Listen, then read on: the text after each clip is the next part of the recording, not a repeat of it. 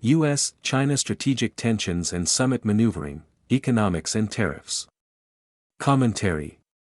By the time President Donald Trump lands in Beijing on May 14 to 15, the summit with Chinese leader Xi Jinping will already carry the feel of a meeting held after the argument has started. It was delayed by the Iran war, and it now arrives in a climate shaped by tariff threats, maritime pressure, sanctions talk, and the familiar accusation from each capital that the other is acting recklessly. The choreography will be polished. The atmosphere will not. What sits behind the ceremony is a harder question: how much leverage does Washington still have when one of Trump's favorite instruments of pressure has been narrowed by the courts? That question matters because this summit is not taking place after a breakthrough. It is taking place during a pause. Washington and Beijing are still living inside a fragile trade ceasefire, one that slowed escalation without repairing the larger damage. Tariffs were reduced from their peak posture, but the underlying dispute never went away. It only changed shape. Trade, technology, industrial policy, export controls, and national security are now part of one running argument, and the Iran crisis has pulled that argument back into full view. Trump's threat of a fresh 50% tariff if reports of Chinese support for Iran prove true was a reminder that economics is no longer being used simply to manage commerce. It is being used to send warnings, test resolve, and set the tone before leaders even enter the room. The lost edge of the tariff threat. For Trump, that kind of move has always relied on a certain mystique. The power of the tariff threat was never just the tariff itself. It was the sense that he could impose economic pain quickly, personally, and with very little runway. Beijing did not have to love the threat for it to matter. It only had to believe it was real. That is why the recent Supreme Court ruling matters so much more than a dry legal brief would suggest. In Learning Resources versus Trump, the court held that the International Emergency Economic Powers Act does not authorize the president to impose tariffs. That does not end Trump's trade pressure campaign, but it does cut away one of the legal shortcuts that made his threats feel immediate and open-ended. A tool that once looked like a switchblade now looks more like something that must be unfolded with witnesses in the room. There are still fallback authorities. The White House moved in February to impose a temporary 10% import surcharge under Section 122 of the Trade Act of 1974, and the proclamation explicitly says the surcharge can last only 150 days unless Congress acts. That means Trump still has ways to squeeze. But the difference is important. A temporary surcharge under a narrower statute is not the same thing as broad emergency tariff power claimed under IEEPA. One feels provisional. The other felt personal. Beijing can tell the difference, and that changes the room before the meeting even starts. Why this helps Xi? This does not mean Xi is suddenly free of American pressure. The United States still has sanctions authorities, export controls, entity listings, financial restrictions, and sectoral tools that can hurt Chinese firms and complicate Beijing's strategic choices. But summit leverage is about more than raw capability. It is about credibility under a ticking clock. If China believes Trump now faces more legal friction before he can widen a tariff war, then some of the fear factor has drained out of his economic threat. The weapon still exists.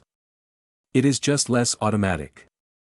That matters because Xi enters the summit with a message of his own. Recently, he warned against the world's return to the law of the jungle and cast China as a defender of multilateralism and international norms. The line was aimed at more than Spain, where he made the remark. It was aimed at Washington and at the wider audience Beijing is always trying to court: European governments, energy-importing states, and countries tired of American coercive language but not eager to sign onto a Chinese order either.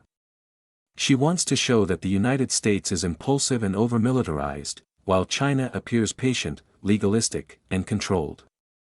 Economics as power, diminished. That is the deeper cost of the ruling for Washington. It does not merely narrow one tariff pathway.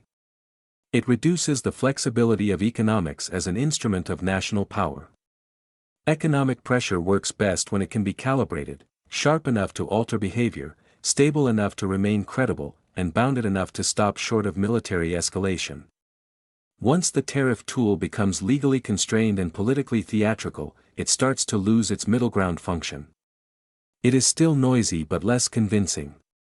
Political polarization dulls the blade, and when the challenging party argues war isn't the answer while openly challenging the other tools in the box, the real winner is China.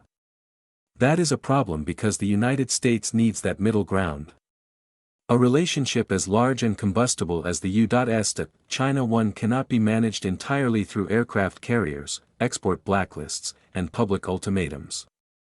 Economics matters because it offers a space between accommodation and confrontation.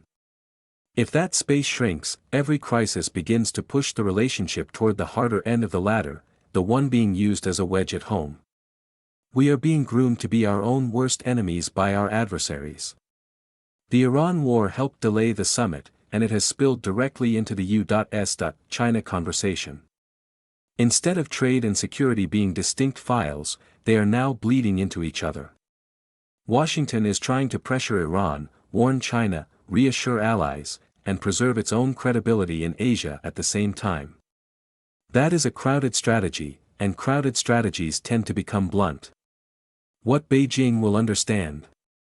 So when Trump sits across from Xi this month, the real asymmetry may not be visible in the headlines.